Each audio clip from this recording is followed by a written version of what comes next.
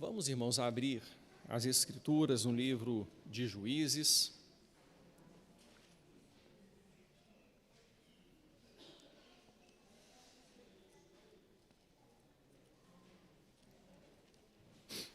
Capítulo 6.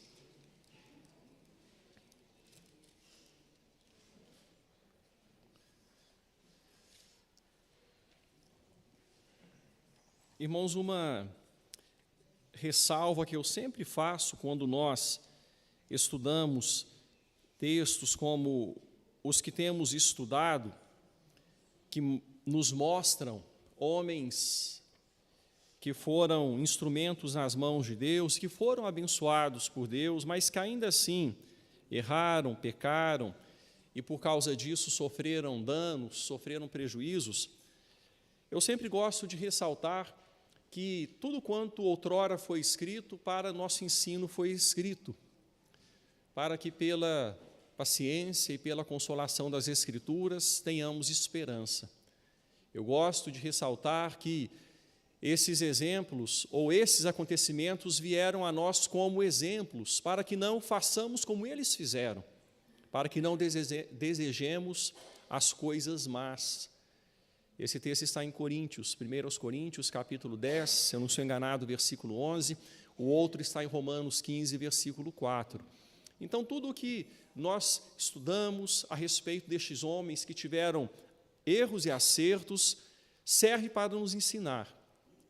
Os erros mostrando-nos o prejuízo de se andar distante de Deus, e os acertos nos mostrando também que compensa servir ao Senhor, que vale qualquer esforço, qualquer luta, nos manter fiéis, procurar andar em consonância com a vontade de Deus. Texto de Hebreus que lemos no começo, quando falou acerca, por exemplo, de Gideão, que veremos aqui, de Baraque, que vimos na semana passada, que acrescentou ainda Jefté, Sansão, que acrescentou Samuel, Davi e os profetas de forma geral.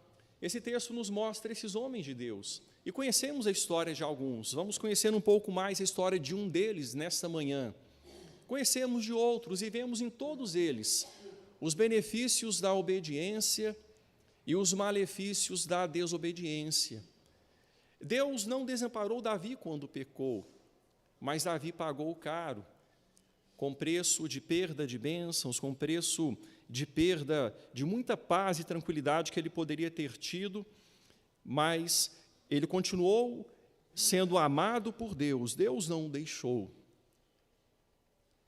mas Deus, como justo que é, como juiz soberano de toda a terra, Deus agiu em Davi, cumprindo a sua palavra, mostrando que as infrações do povo da aliança trazem consigo consequências danosas. A gente vê isso em Davi, a gente vê isso de forma muito clara em Sansão, a gente vê isso também na vida de Gideão. Tempo dos juízes, um tempo no qual não havia rei em Israel e cada qual fazia o que achava mais certo aos seus olhos. Não havia um homem que liderasse de uma forma a levar o povo a Deus, mas, na verdade, mais do que isso, não havia uma submissão ao rei que sempre reinou sobre o seu povo. Não havia uma submissão ao rei invisível que estava por trás do levantamento de cada um desses juízes. O povo agia com apostasia e se afastava do Senhor. E a cada ciclo que completava, vemos um povo em maior derrocada, em maior dificuldade, em maior afastamento de Deus. Até chegar naqueles exemplos ilustrativos do final do livro de Juízes, terríveis, terríveis, terríveis. Quem conhece o livro de Juízes sabe muito bem desses exemplos tão terríveis que aparecem no final do livro. Não havia rei em Israel, cada qual fazia o que lhe parecia mais reto. Ainda assim, Deus ouvia a oração do seu povo, ainda assim, Deus era o Deus daquele povo, ainda assim, a aliança continuava de pé, e Deus fiel à sua aliança, como sempre, fiel à sua aliança. Embora o povo se manifestasse infiel em muitos momentos, Deus se mantinha fiel, porque de maneira nenhuma pode negar a si mesmo. Louvado seja Deus por isso. Eu quero então que você observe em Juízes, capítulo de número 6, a partir do versículo 1, na verdade, a frase final do capítulo 5, versículo de número 31. O texto diz assim: e a terra ficou em paz 40 anos. Depois do que aconteceu com Débora e Baraque, depois daquele momento, conforme visto na semana passada, onde houve a ação de Deus, a libertação por parte de Deus, levantando Baraque, Débora, a terra ficou em paz 40 anos. E o povo viveu tranquilo ali, usufruindo daquele momento concedido por graça e misericórdia do Senhor. Mas quando nós chegamos no capítulo 6, no versículo de número 1, nós vemos o ciclo reiniciando. E o texto diz: fizeram os filhos de Israel o que era mal perante o Senhor.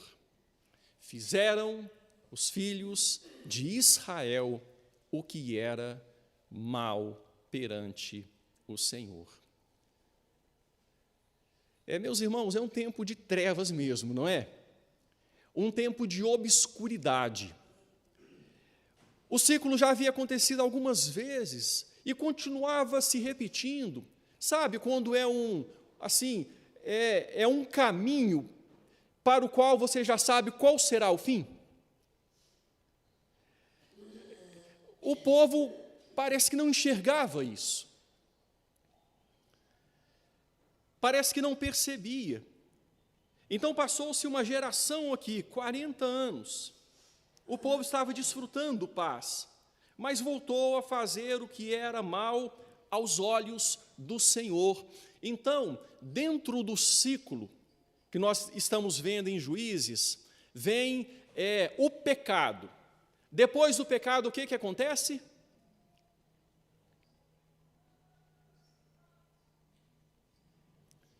Como é que é, irmãos, depois do pecado?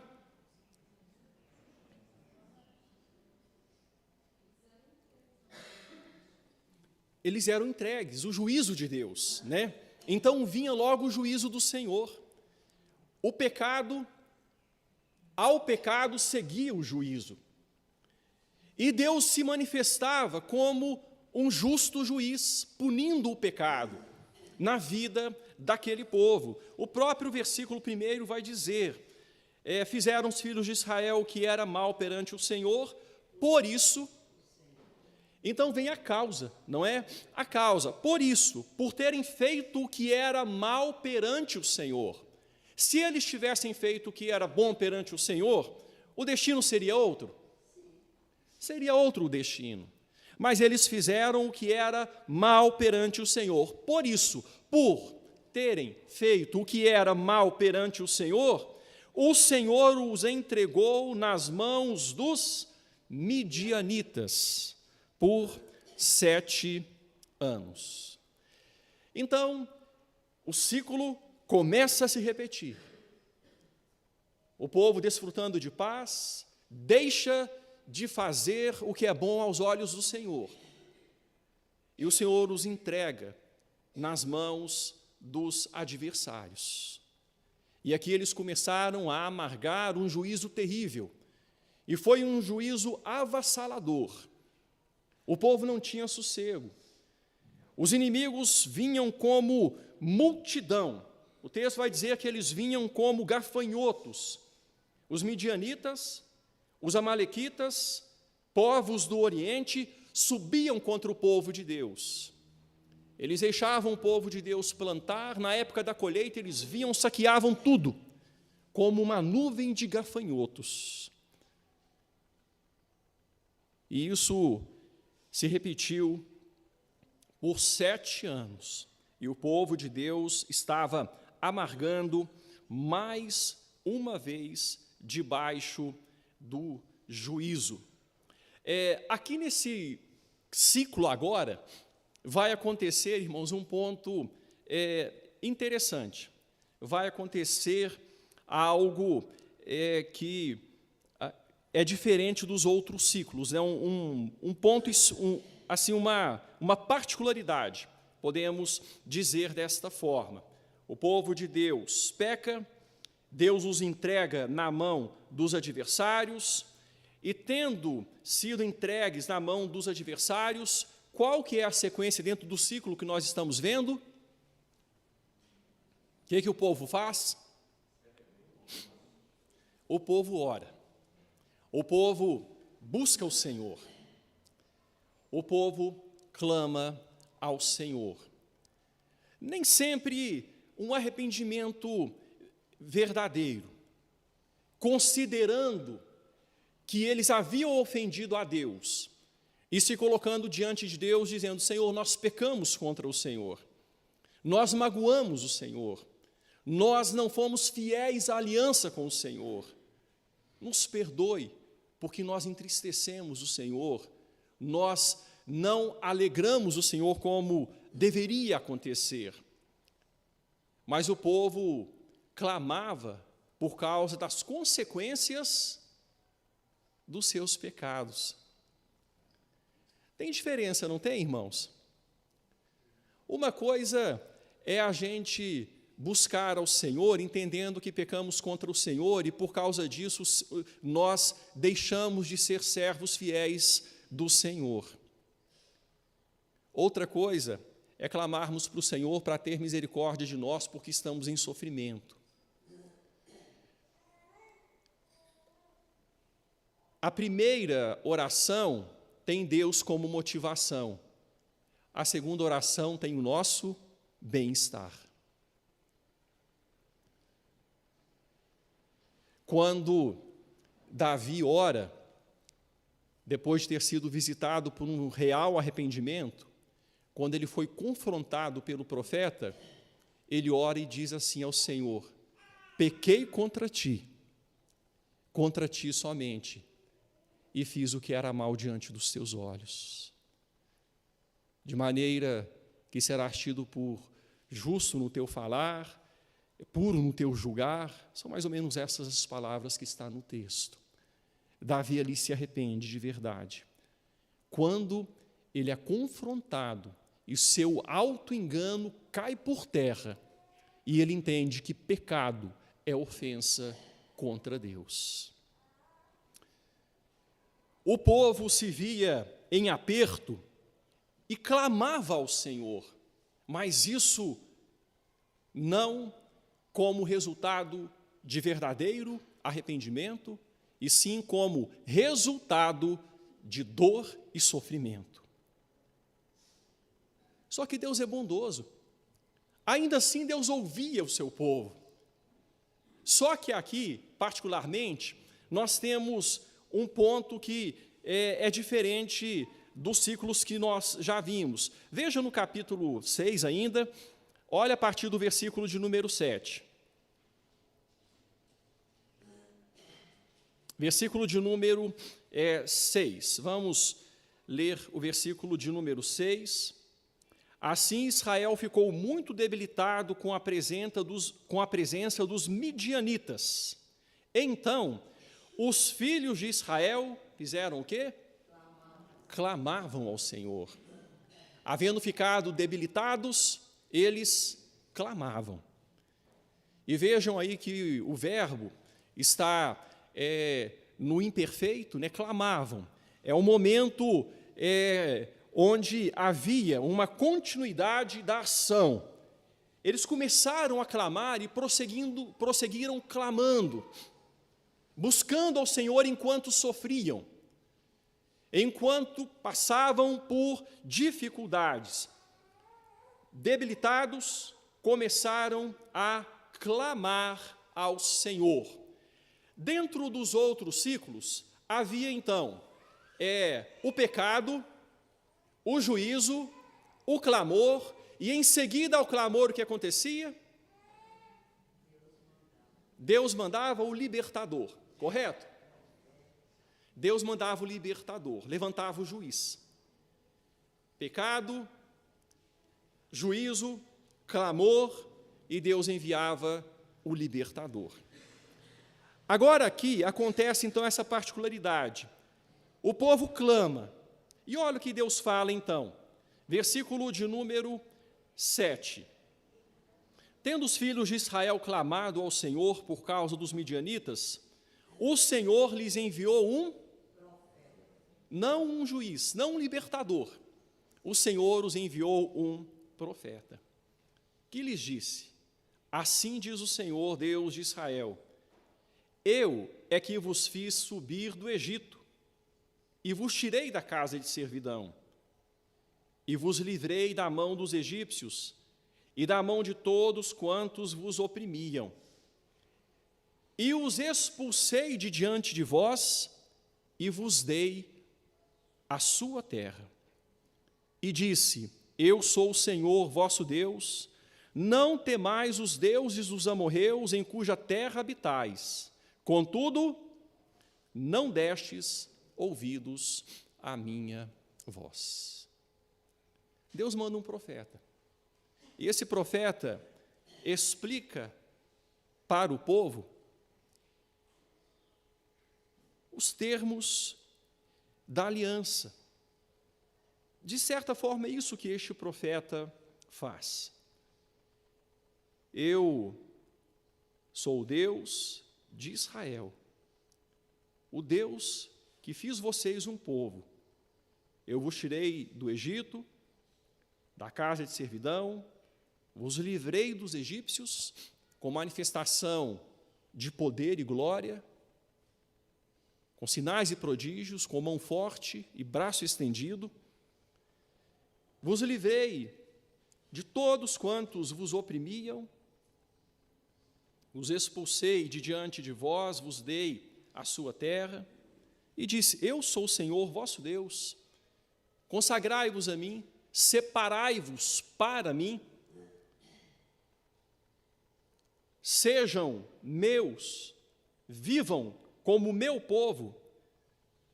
A gente lembra lá do texto de Êxodo, capítulo 19, quando o Senhor, em um outro momento, onde os termos da aliança eram colocados, o Senhor disse assim: se diligentemente ouvirdes a minha voz e guardardes a minha aliança, sereis a minha propriedade peculiar entre todos os povos da terra, porque toda a terra é minha.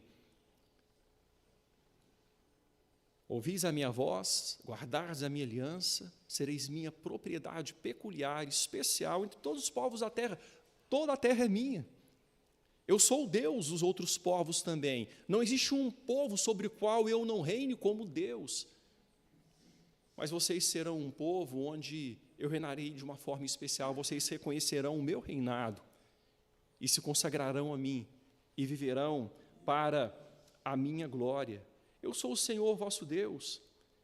Não se imiscuem, não se misturem, não temais os deuses dos amorreus, em cuja terra habitais.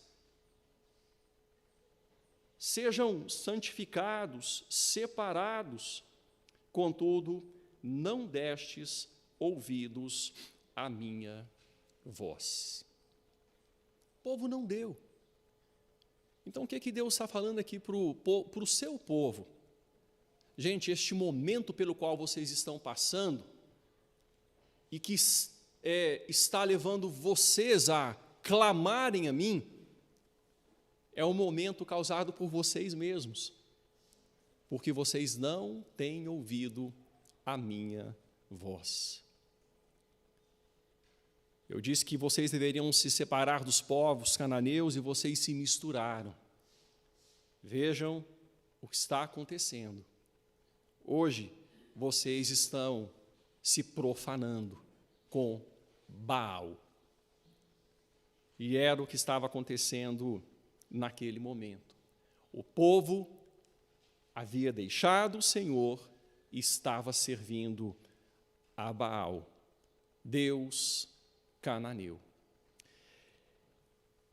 Irmãos, nós vamos perceber que durante a história bíblica, esta divindade pagã se repete algumas vezes.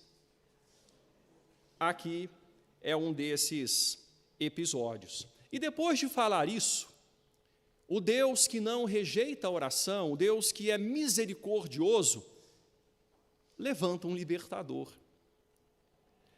Existe alguma menção de arrependimento do povo aqui? Existe alguma menção, irmãos? Não há menção de arrependimento. Há menção de pedido de ajuda por causa de sofrimento.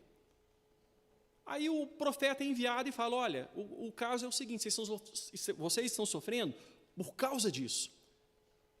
Mas não fala de arrependimento, não fala de mudança, mas fala do levantamento do libertador.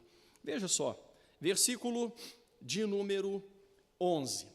Aqui tem algo interessante para a gente observar nesses versículos que seguem. Então veio o anjo do Senhor e assentou-se debaixo do carvalho que está em Ofra, aqui na tribo de Manassés, que pertencia a Joás, Abiesrita, dos filho de Abiezer, da família de Manassés, filho de José, filho de Jacó. E Gideão, seu filho, estava malhando o trigo no lagar para o pôr a salvo dos midianitas. Porque quando chegava a época da colheita, eles vinham como gafanhoto e roubavam, pilhavam, levavam tudo, destruíam tudo. O povo de Deus, conforme alguns versículos anteriores aqui, se escondia em cavernas, em lagares. O povo de Deus se escondia para tentar guardar pelo menos um pouco, manter pelo menos um pouco, esconder pelo menos um pouco de suprimento, para que o sofrimento da fome fosse menor. E aqui então Gideão estava malhando o trigo para o pôr a salvo dos midianitas. Então o anjo do Senhor lhe apareceu e lhe disse, o Senhor é contigo, homem valente. Aqui é interessante a gente observar, né, que Gideão estava escondido, estava numa situação que não manifestava nenhuma valentia, mas o Senhor olha para Gideão e vê em Gideão aquilo que ele faria por meio desse homem. O Senhor é contigo, homem valente. Versículo 13, preste atenção nesse versículo. Respondeu-lhe Gideão, ai, Senhor meu, se o Senhor é conosco, por que nos sobreveio tudo isto? Irmãos, prestem atenção nesta interrogação de Gideão, diante aqui do contexto. Se o Senhor é conosco, por que nos sobreveio tudo isso? Como explicar o questionamento de Gideão? A continuidade do versículo. E que é feito de todas as suas maravilhas que nossos pais nos contaram, dizendo, não nos fez o Senhor subir do Egito? Porém agora o Senhor nos desamparou e nos entregou nas mãos dos midianitas. Se o Senhor é conosco, por que nos sobreveio tudo isto? O ponto é o seguinte: o que é que o profeta tinha dito agora há pouco?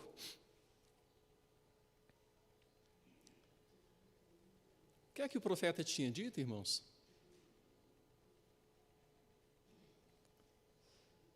Como que o profeta explicou o sofrimento do povo? Por causa da apostasia, por causa do pecado, por causa da desobediência. Aí Deus então se revela, se manifesta a Gideão, e Gideão vai perguntar: se o Senhor é conosco, por que nos sobreveio tudo isso? Mas precisa de responder? Os irmãos estão percebendo como que funciona a mente humana? E como que o homem é lento em entender as coisas de Deus? Como que o homem é tardio em dar ouvidos àquilo que Deus fala? Gente, Deus mandou, antes de chamar o juiz, mandou o profeta para falar: olha, a causa do sofrimento é essa. E eu digo mais, a causa do sofrimento mostrava que de fato Deus era com eles e estava cumprindo os termos do pacto. O povo estava debaixo da vara da aliança, da vara do pacto. Vocês concordam comigo? Entendem esse ponto aqui? O povo estava debaixo do cajado do juízo, conforme Deus colocou em diversos textos, em Deuteronômio, em Levítico, em outros tantos. Se vocês obedecerem, vocês colherão bênçãos, mas se vocês desobedecerem, é isso que acontecerá. Eu vou me levantar contra vocês. Em momentos de trevas, existe grande dificuldade para compreender a palavra de Deus. O pecado fecha os nossos olhos e nos impede de conhecer as lógicas espirituais. Os irmãos compreendem isso? Dá para entender? Deus manda o profeta antes, e o profeta explica exatamente aquilo que Gideão pergunta. Gente, e o clamor, como eu disse, estava no imperfeito, o povo clamava, foi um tempo de sofrimento acompanhado por clamor. E Deus mandou o profeta para pregar ao povo, e o profeta falou, proclamou a palavra de Deus ao povo. Certamente Gideão tinha ouvido esta palavra, sabia do que o profeta de Deus havia dito. E aqui então ele pergunta: mas se o Senhor é conosco, por que nos sobreveio isso tudo? Deus explicou nos versículos 7 a 10 o porquê é que isso tudo estava acontecendo, justamente porque o Senhor era com eles.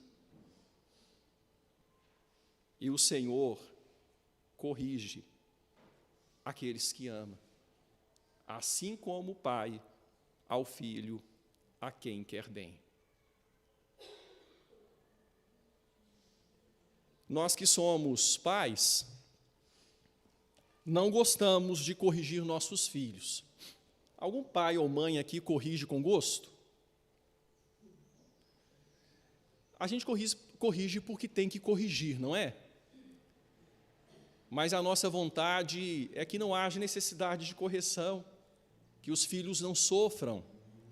Por isso nós instruímos, por isso nós falamos, por isso nós direcionamos: olha, esse é o caminho, esta é a estrada, é o caminho reto, andai por ele.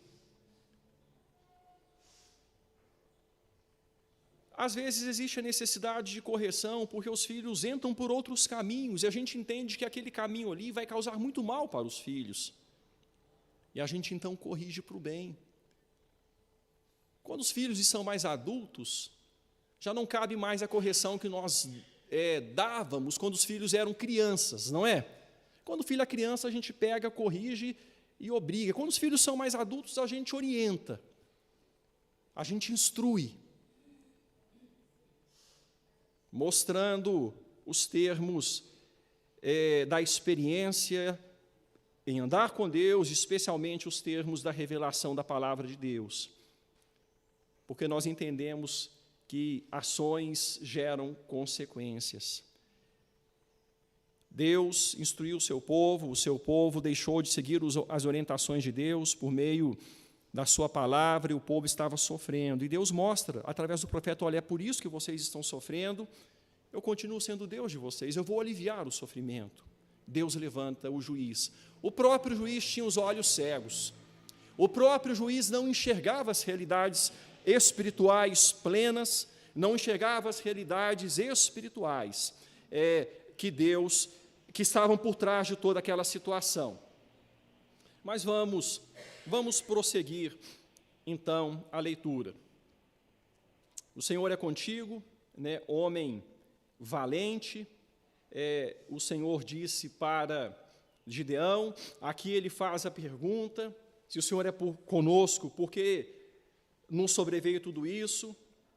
O que é feito de todas as maravilhas que nossos pais nos contaram, dizendo: nos fez o Senhor subir do Egito, porém agora o Senhor nos desamparou e nos entregou nas mãos dos midianitas, como se fosse assim, um capricho de Deus, como se Deus tivesse feito isso sem nenhum motivo, né?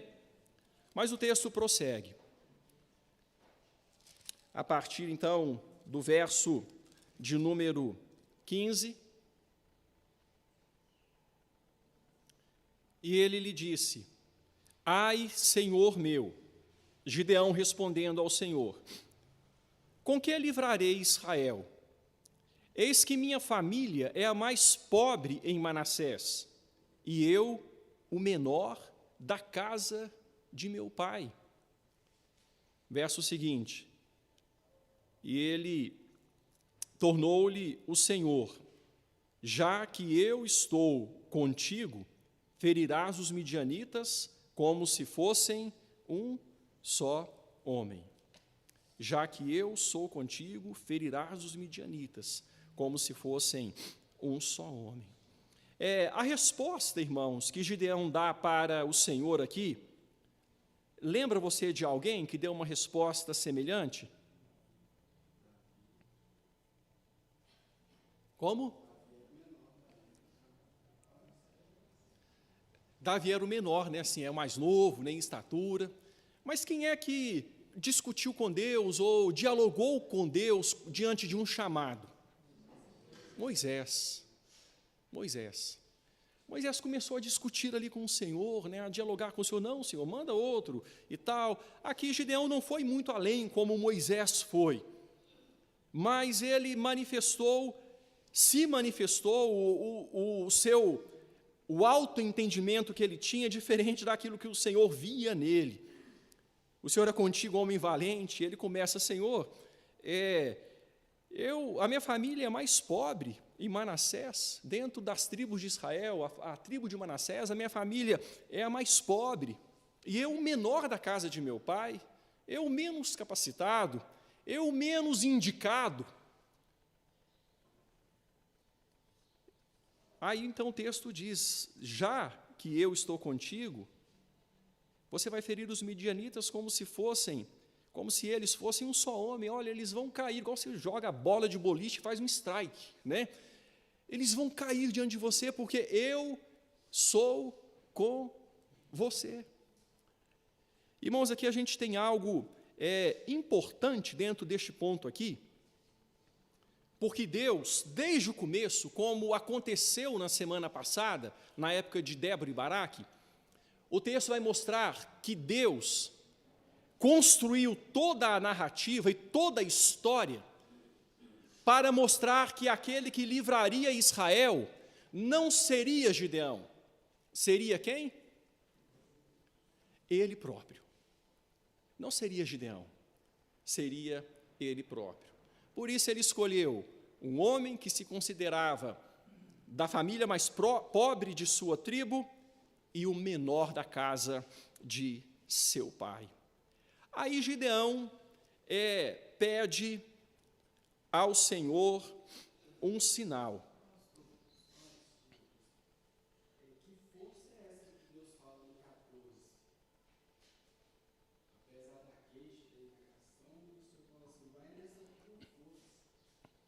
A força que se estava apresentando para fortalecê-lo, né?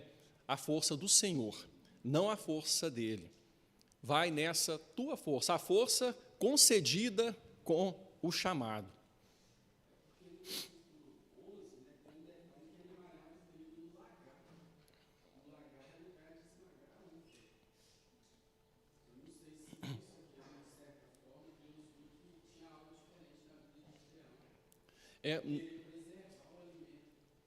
Na verdade, o povo de Israel fazia assim, né? Na verdade, isso era esconderijo. A ideia era de esconderijo, eram lugares onde eles se colocavam para estarem um pouco mais protegidos, um pouco mais seguros.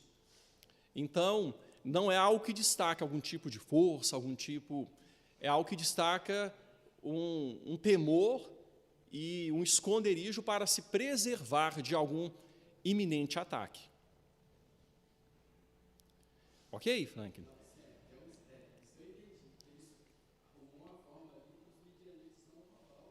Aham. Sim. Uhum.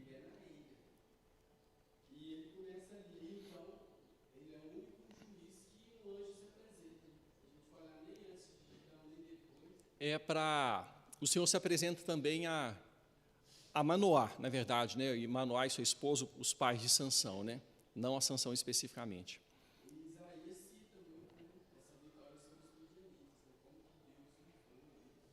Essas vitórias bíblicas são sempre citadas, cantadas como uma forma de louvor ao Senhor, de manifestação do poder soberano do Senhor, né?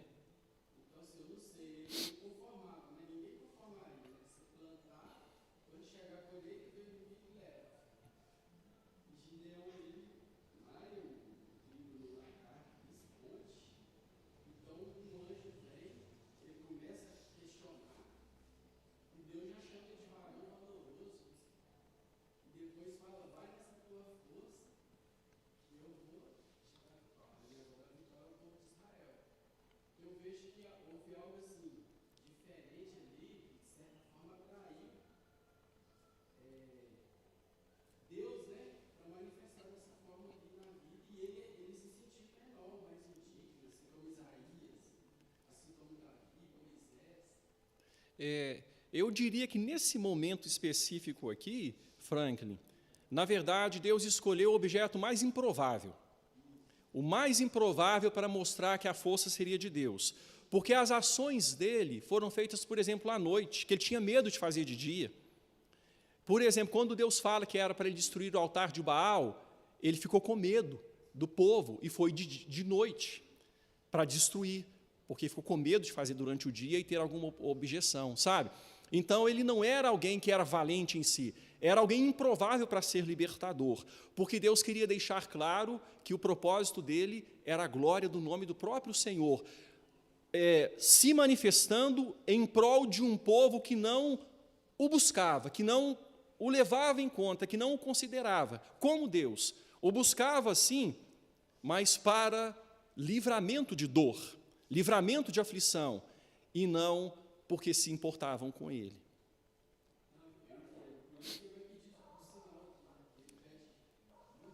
Sim, sim. Então, nós vamos continuar. Eu queria que essas situações vão ficar mais claras à medida que a gente avançar.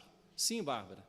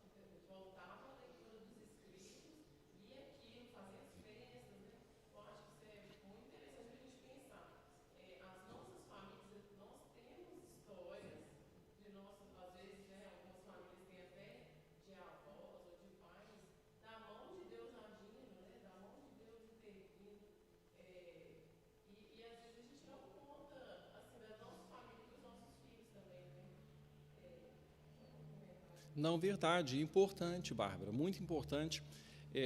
Nós temos esta tendência de esquecer, e aquele povo tinha a tendência também de esquecer no sentido vivencial.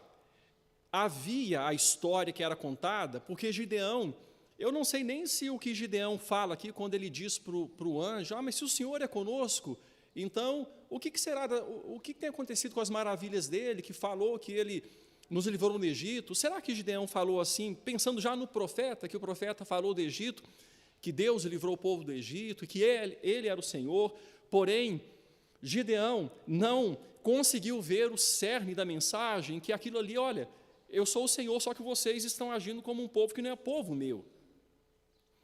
Então, ainda que aquele povo contasse, o povo agia como um povo que não era povo do Senhor, né? É uma situação que a gente precisa dos dois pontos, a gente precisa de contar e vivenciar isso. Não, nós continuamos sendo este povo do Senhor, o povo da aliança, né?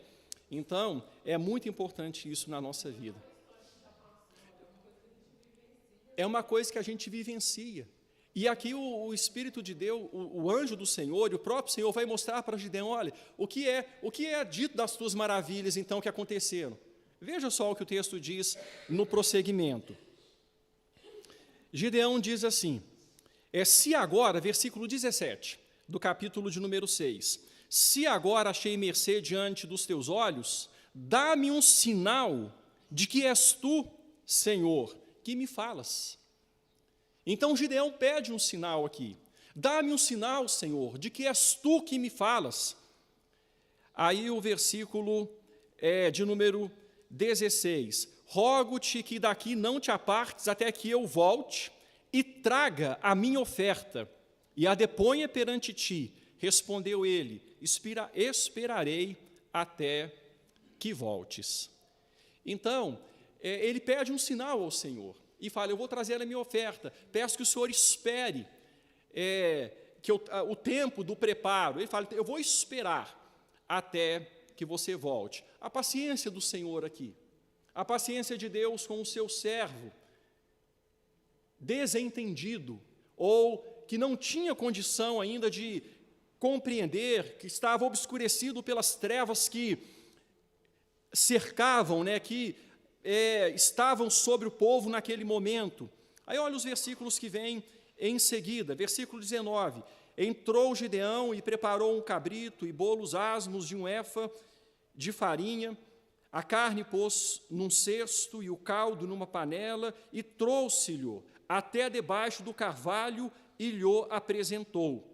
Porém o anjo do Senhor lhe disse, toma a carne e os bolos asmos, põe-nos sobre esta penha e derrama-lhe por cima o caldo. E assim o fez. Então Deus deu instruções, como é que ele deveria fazer com aquilo que ele havia trazido. E ele faz conforme Deus disse. Veja os versículos 20, 21 e 22. Estendeu o anjo do Senhor a ponta do cajado que trazia na mão e tocou a carne e os bolos asmos. Então subiu fogo da penha e consumiu a carne e os bolos, e o anjo do Senhor desapareceu da sua presença. Viu Gideão que era o anjo do Senhor e disse, ai de mim, Senhor Deus, pois vi o anjo do Senhor face a face. Ele tinha perguntado no capítulo 6 aqui ainda, versículo 13, o que é né, o que se deu de todas as maravilhas do Senhor que temos ouvido, o que é feito de todas as maravilhas que nossos pais nos contaram, dizendo: e as suas maravilhas, Senhor. Irmãos, e aqui então, ele vai, prepara uma oferta, coloca lá, o anjo do Senhor pega o cajado, toca lá na penha, sobe fogo e consome aquela oferta. E em seguida, o que acontece com o anjo? Desaparece. Igual aquela historinha do anjo da lâmpada, né, que faz assim, aparece, né, e depois desaparece. Desapareceu assim, sumiu. E ele ficou, gente, e agora, né, o anjo do Senhor, eu vou morrer. Isso foi uma maravilha? Foi uma maravilha, gente? Uma maravilha. Tem muita semelhança, eu não vou entrar em detalhes aqui não, mas não vou fazer esses pontos de contato para não entrar naquilo que pertence à noite, mas tem muita semelhança com o texto de 1 Reis 18. Tem muitos pontos de contato aqui. O texto, no que vai prosseguindo, mas à noite os irmãos veem que verão esses pontos de contato, né, no culto da noite. Mas então Deus manifesta aqui esse sinal. Por favor, irmão, pode ficar à vontade. Essa aparência física, o anjo do Senhor, não era nada muito sobrenatural, talvez, né? Tipo um anjo com asa, alguma coisa diferente. Eu interpreto dessa forma. Porque quando ele vê, ele pede um sinal, né? Ou seja, você vê um anjo, com asa, alguém com anjo, uma coisa assim, eu interpreto assim: isso aí já é um sinal que é uma coisa sobrenatural. Mas eu interpreto que como ele fica discutindo, pedindo um sinal, uma coisa sobrenatural, esse anjo não tinha uma forma bem aparentemente assim, de um ser humano qualquer, até depois que ele mostra que tem, né, poderes para fazer a chama, enfim. O que você pensa sobre essa fisionomia da pessoa que aparece no anjo do Senhor? É exatamente isso que você falou. Ele tinha aparência humana. É uma manifestação divina, porém através de um corpo humano. Deixa eu dar aqui um outro exemplo. Quando Josué vê um homem, tipo um general, um capitão, e ele se achega até esse homem e diz assim: você é dos nossos ou é dos nossos adversários? E ele diz então: não sou, eu sou... Como que o texto fala? Deixa eu encontrar aqui, só para dar essa resposta, eu acho que vai ajudar. Se algum irmão encontrar o versículo,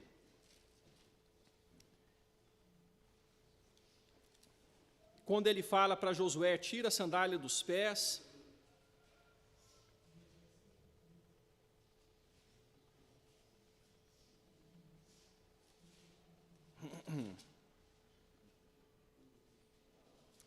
É capítulo 5,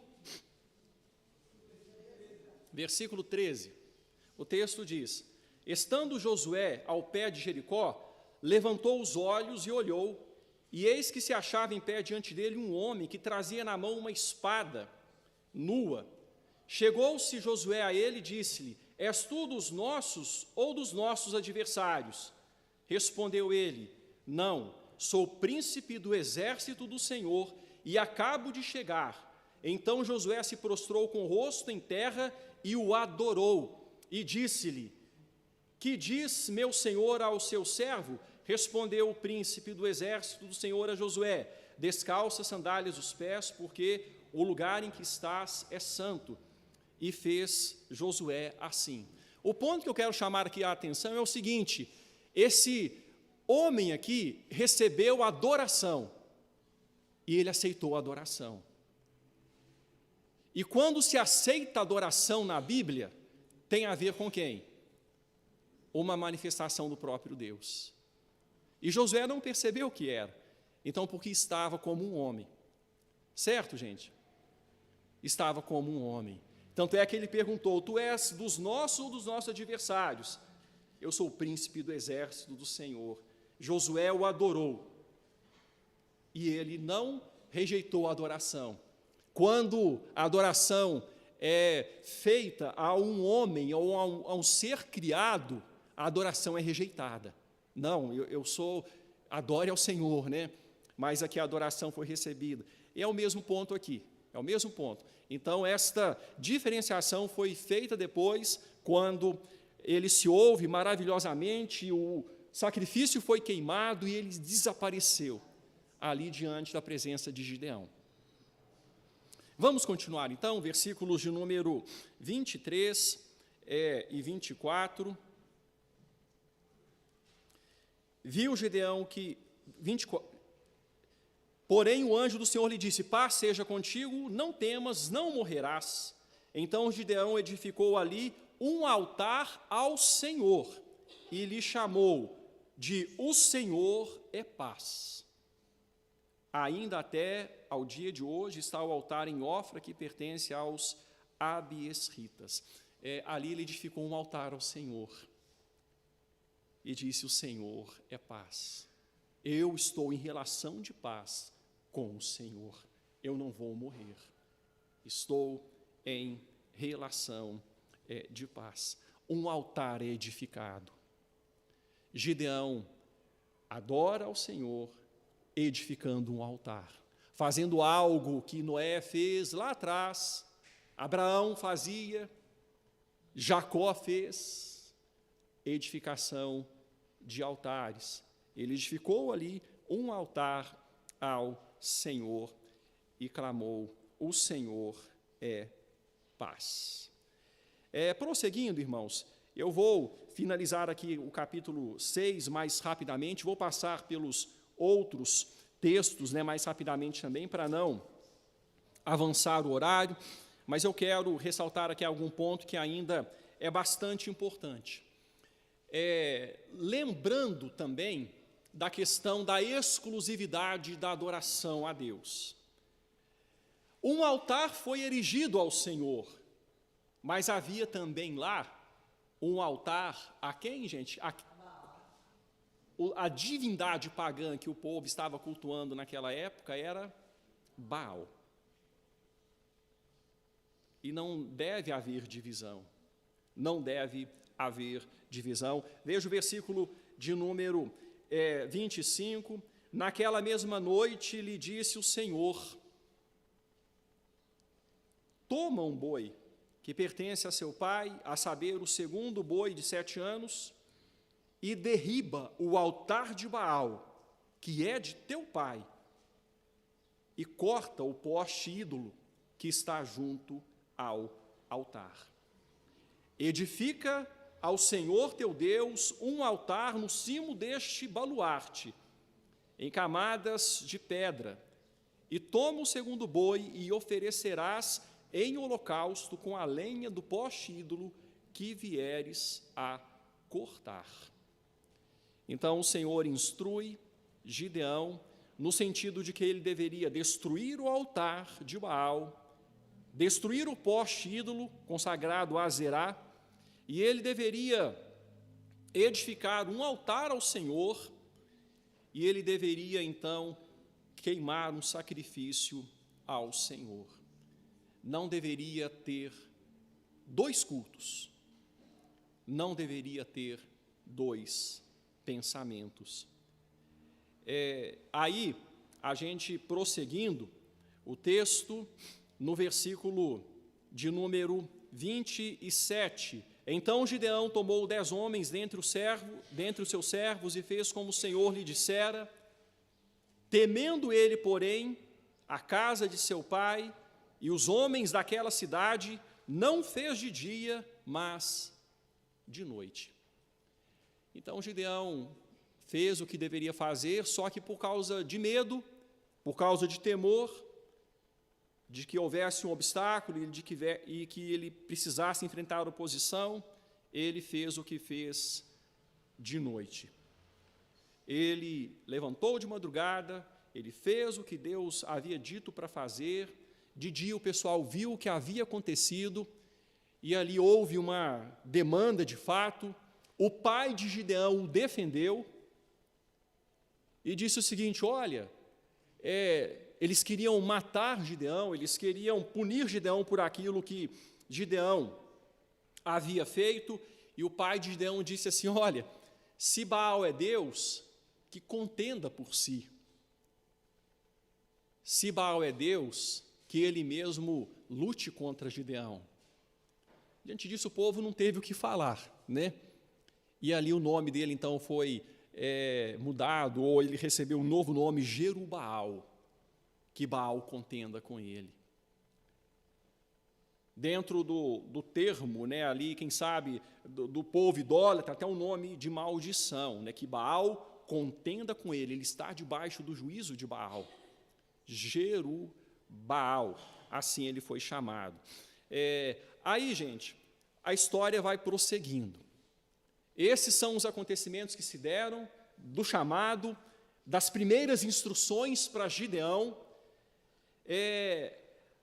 Adiante, um pouco adiante, a gente percebe o seguinte, veja o versículo de número 32. Naquele dia, Gideão passou a ser chamado Jerubaal, porque foi dito: Baal contenda com ele, pois ele derrubou o seu altar.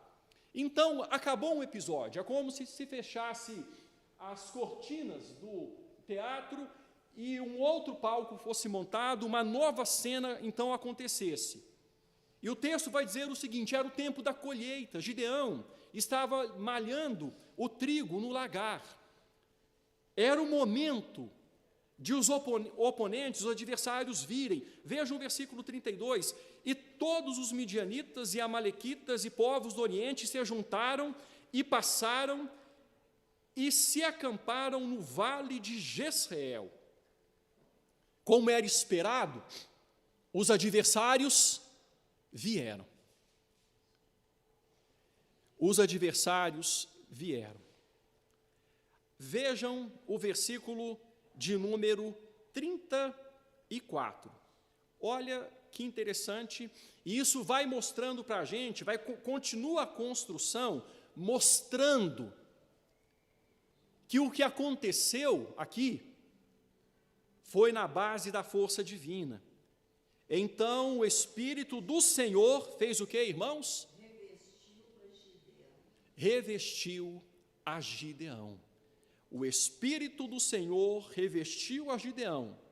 E com esse revestimento, Gideão teve a condição de tocar a trombeta e convocar o povo para encontrar-se com ele. Gideão tocou a trombeta. Ele estava revestido pelo Espírito de Deus. E nessa força, nesse revestimento, ele tocou a trombeta.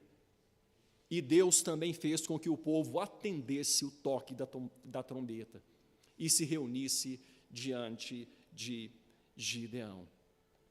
A ação do Espírito de Deus, revestindo Gideão, fortalecendo Gideão e inclinando o coração daquele povo que estava em sofrimento para atender ao chamado de Gideão. Aí então a história prossegue e Gideão pede mais uma prova. Qual que é a prova que Gideão pede, irmãos? Não vou ler o texto é um texto conhecido, mas alguém podia contar para a gente, em poucas palavras, essas duas provas que Gideão pede?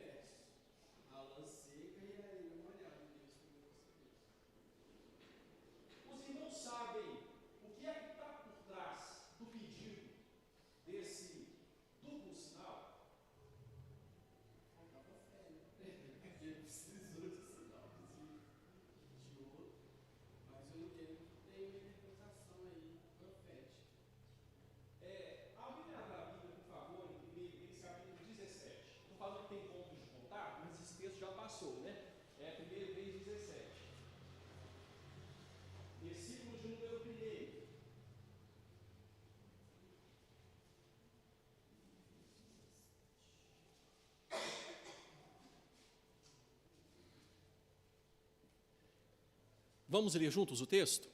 Então, Elias, o tesbita, dos moradores de Gileade, disse a Acabe: tão certo como vive o Senhor, Deus de Israel, perante cuja face estou, nem orvalho, nem chuva haverá nestes dias, haverá nesses anos, segundo a minha palavra. Irmãos, esse versículo vai lançar um pouco de luz, quando Deus, por meio de Elias, faz questão de dizer que não haveria nem orvalho, a palavra que parece primeiro é orvalho, e nem chuva. Nós já vimos que Baal era o deus da chuva, da tempestade, da fertilidade, dos fenômenos meteorológicos. Baal era tido como o pai de uma deusa, que era chamada a deusa do orvalho. E quem controlava o orvalho, então, era Baal, era essa deusa, filha de Baal.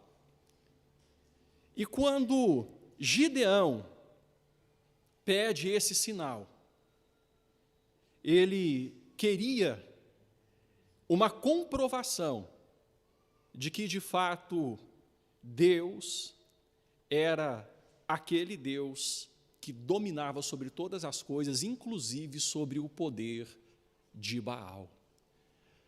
Talvez o nome tenha pesado sobre Gideão quando ele foi chamado de Jerubbaal. Jerubbaal contenda com ele.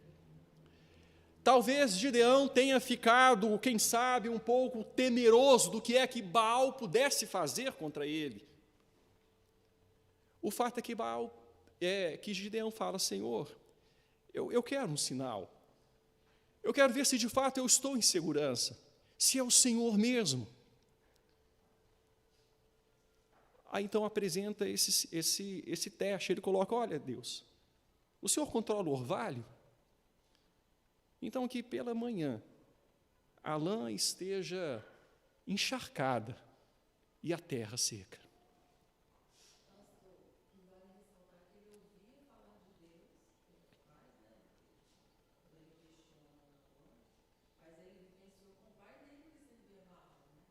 O pai dele servia Baal. Verdade, a apostasia. Então, assim, para a gente entender o contexto dele, né? Ele estava naquele meio apóstata. E aí, então, de manhã, vai, espreme que enche taça, né? Que a lã, né? O velo de lã ali, cheio de orvalho, a terra seca, e depois a terra molhada, a lã seca.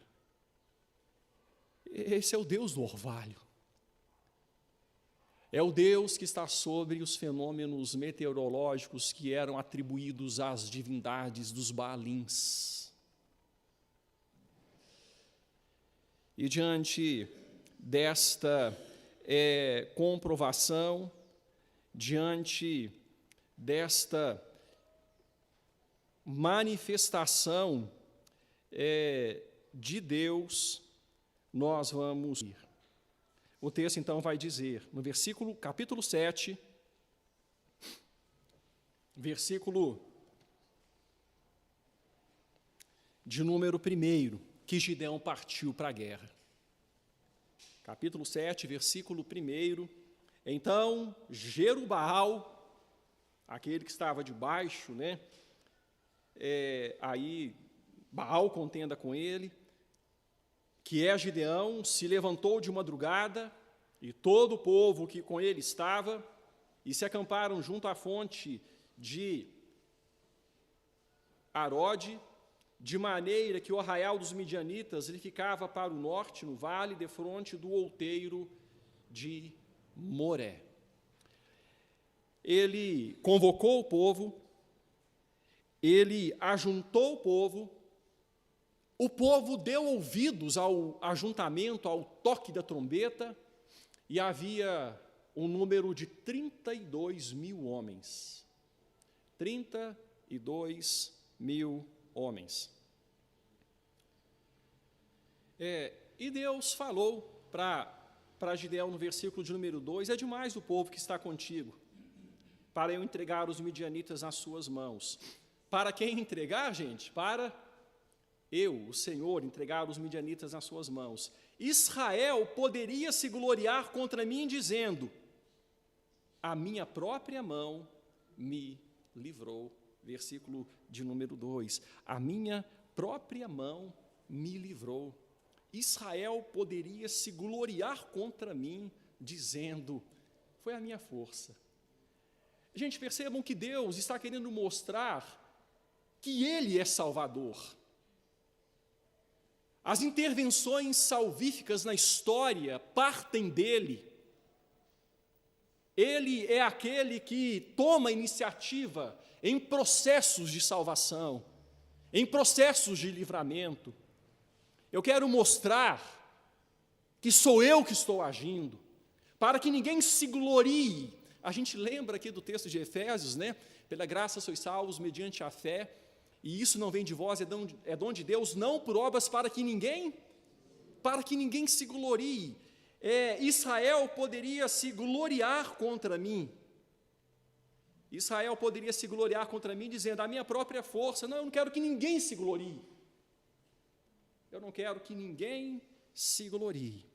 Então, para falar para o povo, não meça as palavras, não tenha medo de quantos irão embora. Pode falar aos ouvidos do povo, dizendo: quem for tímido e medroso, volte e retire-se da região montanhosa de Gileade. Então voltaram do povo, quantos? 22.010 ficaram. Gente, 22.000 homens não tiveram nenhuma vergonha de serem chamados de tímidos e medrosos. Não, vamos caçar confusão não, né? Vamos embora. Vamos aproveitar a oportunidade antes que a oportunidade passe. Vamos fugir dessa guerra. Mais de 2/3 declinaram aqui. Foram embora. Eles tiveram essa permissão, não foram desertores, né? No sentido amplo da palavra. Eles foram embora. Falam, se quiserem ir, podem ir. Então, eles foram embora. Aí Deus olhou aqueles 10.000, e o que é que Deus disse para Gideão? Ainda é muita gente. Ainda é muita gente. Vai que tem a guerra lá, vocês com esses 10.000 vençam a multidão dos amalequitas, midianitas, dos povos do Oriente, e de repente chega esses 10.000 achando que são heróis de guerra, né? Não, cada um aqui matou não sei quantos, cada um matou uma multidão, né? Nós somos valentes. Vai que vocês ainda se gloriem? Não, ainda tem muita gente. Ainda tem muita gente. Aí tem então aquela prova lá de beber a água, e ali faz uma peneirada boa. O povo é peneirado. E ficam quantos esses 10.000? 300 homens. 300 homens.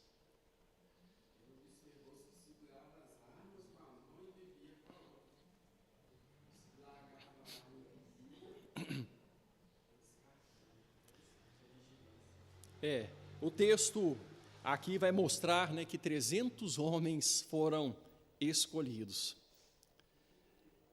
9.700 voltaram. 300 homens. E o texto, então, vai dizer que com esses homens, Deus haveria de livrar o povo. Com esses 300 homens, Deus haveria de entregar os midianitas nas mãos de Gideão. Vejam só, mais uma vez o texto fala: eu os entregarei nas tuas mãos. No versículo de número 7, e entregarei os midianitas nas tuas mãos, pelo que a outra gente toda se retire, cada um para o seu lugar. Irmãos, então a gente vai percebendo aqui que dentro dessa situação, Deus estava querendo deixar muito claro, que quem faria a obra, quem pelejaria na batalha, seria ele. E Deus ainda dá uma oportunidade para Gideão. Deus o conhecia muito bem. E no versículo de número 10 do capítulo 7, veja o que Deus diz: se ainda temes atacar, desce com teu moço pura ao arraial. Então, olha, se você ainda teme, você desce até o arraial dos midianitas, que eu ainda vou dar mais um sinal para você. E quando esse moço, juntamente com Gideão, desce, acontece algo maravilhoso. Vamos ler aqui rapidamente. O texto talvez não seja tão conhecido como os outros anteriores, mas aí vai dizer a partir do versículo 11: e ouvirás o que dizem, depois, fortalecidas as tuas mãos, descerás contra o arraial. Então desceu ele com o seu moço pura até a vanguarda do arraial. Versículo 12: os midianitas, os amalequitas e todos os povos do Oriente cobriam o vale como gafanhotos, em multidão. Era um número de milhares, dezenas e dezenas de milhares, e eram seus camelos em multidão, e inumerável como a areia que há na praia do mar. Chegando, pois, Gideão, eis que certo homem, estava contando um sonho ao seu companheiro, e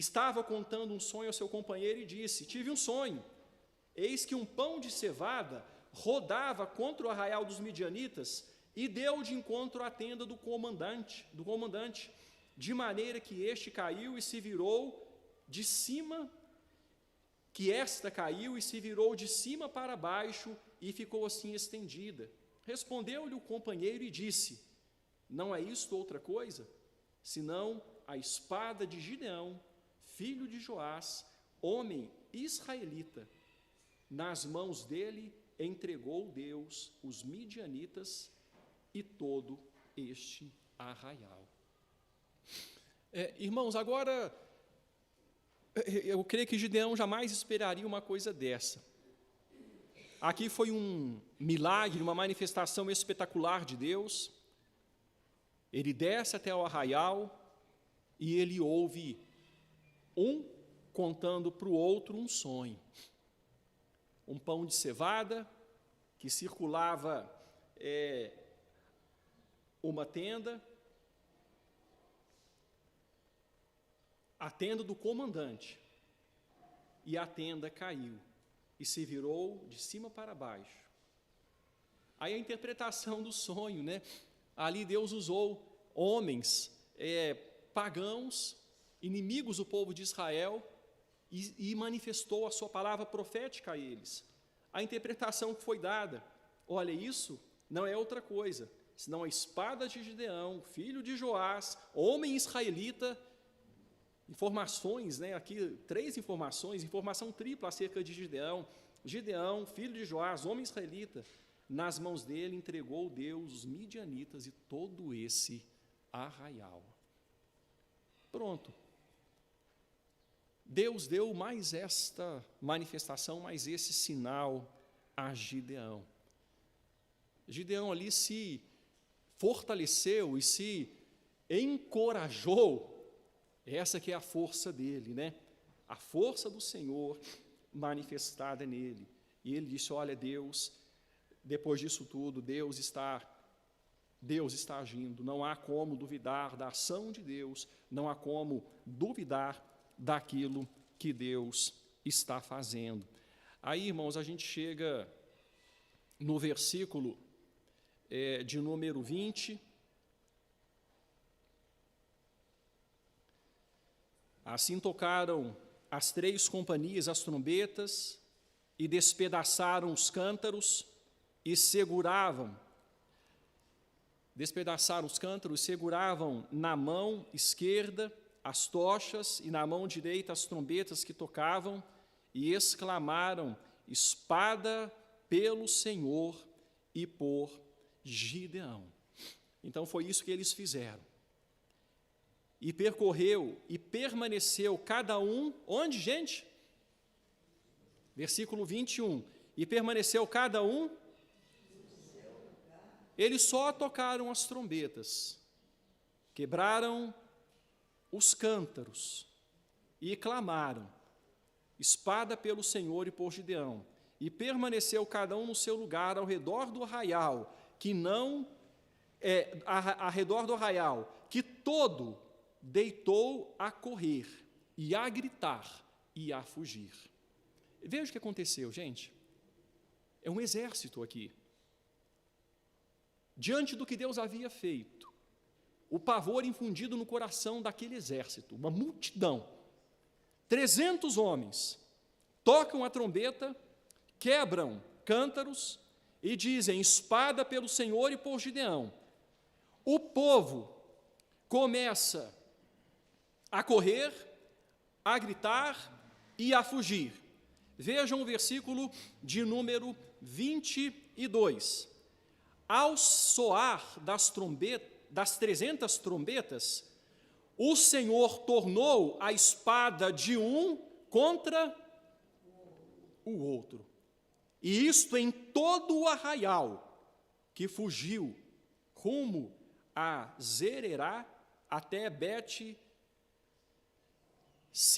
até ao limite de Abel-Meolá, acima de Tabate. O exército inimigo começou a se matar. A espada de um contra o outro. Eles ficaram no lugar, tocaram a trombeta. O exército inimigo começou a se matar, um matando o outro. Alguns fugiram, mas grande parte do exército ali se matou.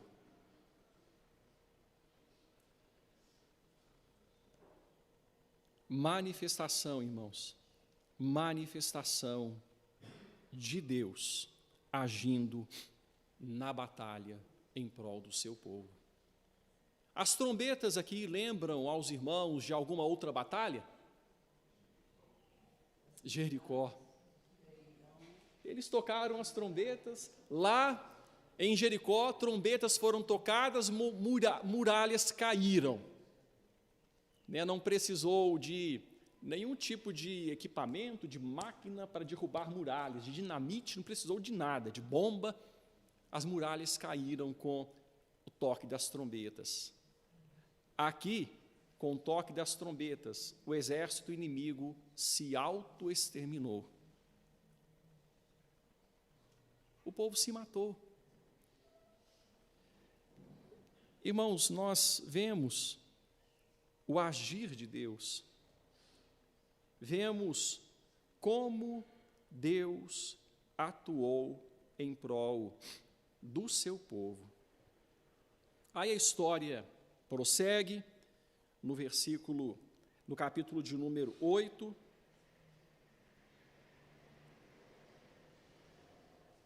Eu vou limitar aqui, irmãos, o conteúdo, só quero destacar um ponto aqui.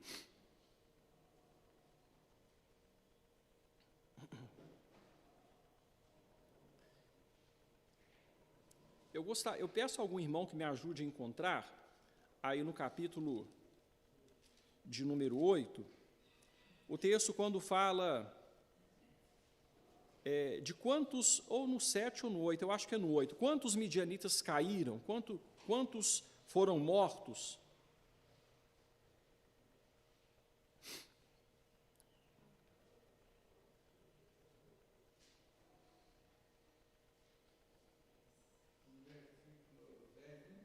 Versículo 10. 120 mil.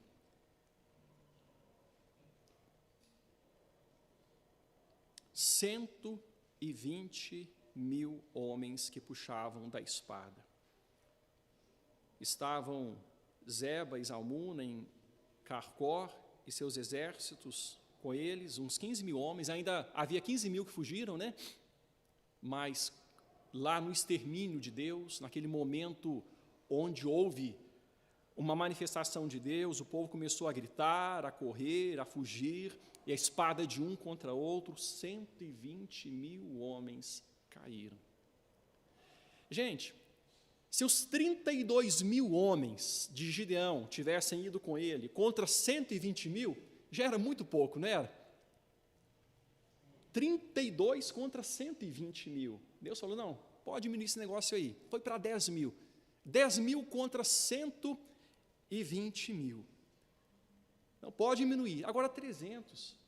Gente, não tem cabimento, né? Assim, não é força humana. Deus é salvador de um povo que não se importava com ele, mas é o Deus que cumpre sua aliança, é um Deus que age. Aí no capítulo 8, irmãos, para a gente finalizar aqui, o capítulo de número 8 traz um ponto importante. Gideão abdica de reinar sobre o povo. Aparentemente parece que Gideão está com uma boa intenção, mas na verdade a continuação do texto vai mostrar que não era bem assim. O coração de Gideão não estava com as motivações mais adequadas. No versículo de número 22, olha o que o texto diz, capítulo 8. Então os homens de Israel disseram a Gideão, domina sobre nós, tanto tu como teu filho, e o filho de teu filho, porque nos livraste do poder dos midianitas. Olha a quem o povo atribui o livramento. O povo de Israel atribui o livramento a quem?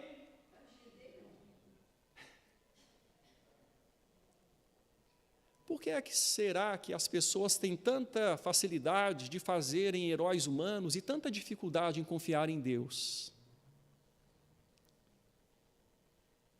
Por que é que será? As pessoas têm tanta facilidade em fazerem heróis humanos, em admirarem grandes feitos, grandes homens, mas quando se fala em confiar em Deus, por que é que há tanta resistência? Domina sobre nós, Gideão, porque nos livraste do poder dos midianitas. Não, você nos livrou, Gideão. Aí veja o que diz o versículo 23, resposta de Gideão, parece uma boa resposta. Porém, Gideão lhes disse, não dominarei sobre vós, nem tampouco meu filho dominará sobre vós, o Senhor vos dominará. Não, o Senhor vos dominará, eu não vou dominar, não. Só que aí Gideão faz um pedido esquisito. Gideão faz um pedido estranho aqui. Ele pede para o pessoal dar a ele parte do despojo, argolas de ouro, e com aquelas argolas ele faz uma estola sacerdotal, e aquela estola sacerdotal se torna cilada para o povo. Veja o versículo de número 27. Desse peso fez Gideão uma estola sacerdotal e a pôs na sua cidade, em Ofra, a Ofra dos Abiesritas, como lemos atrás, e todo Israel se prostituiu ali após ela. E a estola veio a ser um laço a Gideão e a sua casa. O povo começou a cultuar aquela situação ali, aquela estola, aquele objeto. Não foi, irmãos, deixa eu dar aqui um exemplo para ficar mais claro. Os irmãos se lembram lá de Êxodo, capítulo 30, 32, naquelas imediações lá, quando Moisés sobe ao monte e demora no monte, e o povo fala para Arão, Arão, quanto a esse Moisés, a gente não sabe o que aconteceu com ele, faça para nós o quê? Faça para nós deuses, faça para nós deuses. Gente, Deus havia acabado de tirar o povo do Egito. Aí, Arão consente com aquilo que o povo disse, pega lá aquilo que Deus havia dado para o povo, porque Deus despojou os egípcios, as riquezas, faz um bezerro de ouro, e o povo começa a adorar o bezerro de ouro, dizendo, fazendo festa ao Senhor. Fazendo festa ao Senhor, por meio daquele bezerro. E Deus que havia dito que não queria ser adorado por meio de nenhuma imagem. Não queria ser adorado por meio de nenhuma imagem. Não farás para ti imagem de escultura. E o povo proclamou festa ao Senhor, adorando o Senhor, entre aspas, né? Mas aquele bezerro, misturando tudo, misturando a tradição egípcia, onde bois eram adorados, e ali então, adorando aquele bezerro, dizendo que era festa ao Senhor. Aqui aconteceu algo semelhante, o povo se perdeu na idolatria, o povo queria algo visível, gostava de fazer heróis humanos, homens com capacidades aos olhos deles e objetos visíveis, e aquilo ali se tornou ensilada para o povo, que não percebeu a grandeza do poder de Deus manifestado em tudo o que havia acontecido. E Gideão, que disse que o Senhor dominará, parece que não foi sincero naquilo que disse. Vejam o versículo de número 31. O versículo de número 31, o texto diz o seguinte: a sua concubina de Gideão, que estava em Siquém, lhe deu também um filho, e lhe pôs por nome Abimeleque, lhe pôs por nome Abimeleque. Os irmãos sabem o que significa Abimeleque?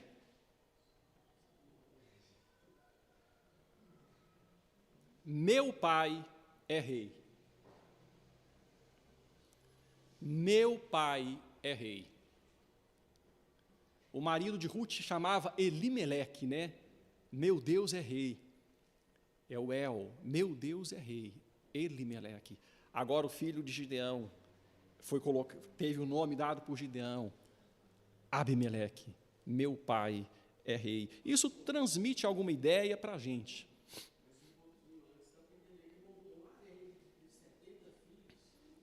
Ele multiplicou para si mulheres, né?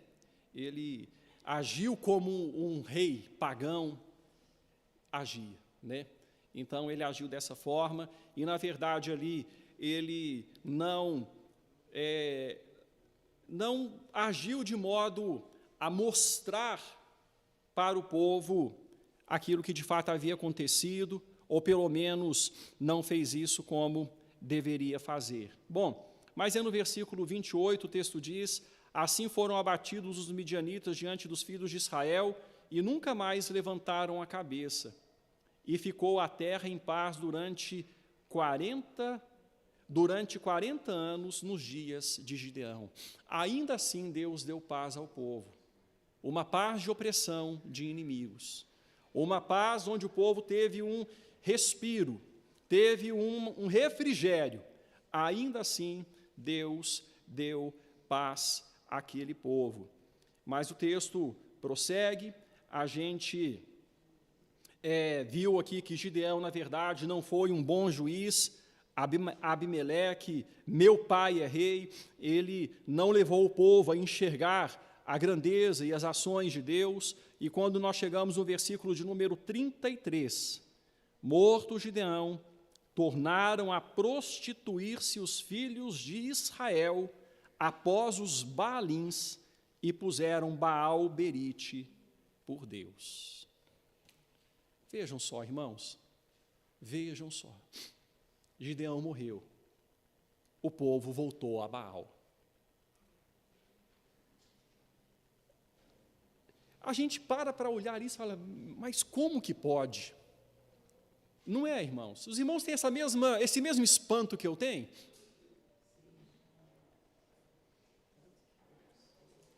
Tanto que Deus fez, a gente fala, como que pode? Irmãos, precisamos ter cuidado porque corremos o mesmo risco de não enxergar o que Deus é e tem feito no nosso meio, e nos prostituir em idolatria, criando ídolos no nosso coração, e nos afastando do Senhor diante de tudo que Ele tem feito. A pergunta que Gideão fez, mas se o Senhor é conosco, o que é dito de todas as tuas maravilhas? o que é feito de todas as maravilhas que nós ouvimos falar. Deus continua se manifestando no nosso meio, basta abrirmos os olhos, basta pararmos para enxergar o cuidado, a provisão, o amor, o livramento, as dádivas, tantas misericórdias, tanta manifestação de benignidade, de longanimidade, de compaixão. Nós corremos o mesmo risco de criar heróis humanos, de fazer estolas sacerdotais e nos prostrar diante de um culto que não foi prescrito por Deus, querer adorar a Deus do jeito que a gente acha que deve, desde que não interfira nas nossas vontades. Naquele tempo não havia rei em Israel, cada qual fazia o que achava mais reto. Quando não há submissão ao senhorio de Deus como nosso verdadeiro rei e senhor, a gente se perde na idolatria. Criamos os nossos ídolos no nosso coração, como Deus falou por meio do profeta Ezequiel. Vocês estão criando os ídolos no vosso coração. Irmãos, eu quero finalizar este momento pedindo a Deus que nos abençoe, orando, para que Deus nos abençoe e nos ajude a enxergar a realidade de que Deus é Salvador. Deus é Salvador. Ele tem feito tanto por nós. Ele tem nos abençoado tanto. Muitas vezes Ele faz com que os nossos recursos se esgotem, para que a gente possa ver que é a ação dEle, para que a gente creia nele. Vamos pedir a Deus, irmãos, que nos ajude a santificar nossa vida, nos dedicar a Ele como o povo da aliança. O tempo de juízes, um tempo onde não havia rei, que Deus possa reinar no nosso coração e que nós possamos dizer para nós mesmos, para Deus e para quem quer que seja, eu tenho um rei, esse rei reina sobre minha vida, eu sou súdito do reino dele, o reino do Deus que me ama, que entrou em aliança comigo e que providenciou no Filho uma salvação tão maravilhosa, o maior dos milagres que jamais poderia ter me alcançado.